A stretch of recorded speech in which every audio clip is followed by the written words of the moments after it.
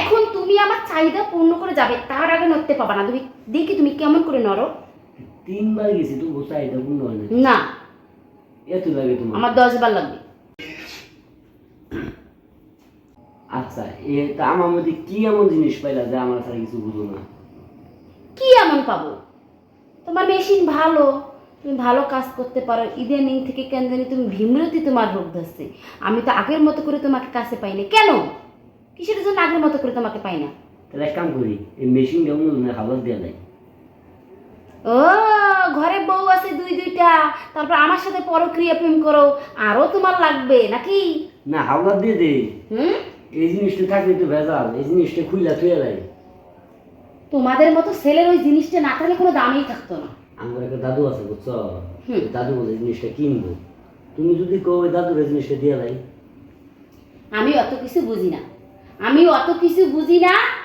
তুমি দেরি করে যাবা, এটা আমার ছাপ ছাপ শেষ কথা। আচ্ছা, আর একবার যান। একবার না, আরো 4 বার যেতে হবে। তো আচ্ছা, আমার জানে কুয়া লাগবে না। এটাই তো তোমার উচিত শিক্ষা। বউ বাচ্চা রেখে আমার কাছে আসতো কেন? এটাই তো আমার সময় এখন প্রতিশোধ নেয়া। তুমি আমাকে বলছো যে আমি বিয়ে করি নাই, এরপর আমি খোঁজ নিয়ে দেখলাম 2-2টা তোমার বাড়িতে বউ বাচ্চা আছে।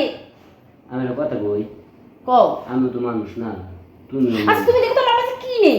আমার বডি ফিটনেস, আমার চেহারা, আমার সব রূপ যৌবন। আমি তো তুমি যা চাও, যেমন করে চাও, উল্টে পাল্টে চিটে আমি সবভাবে তোমাকে ভালোবাসা দিতে চাচ্ছি। আর তুমি ওই বুড়ি মহিলার কাছে কিসের জন্য পড়ে আসো?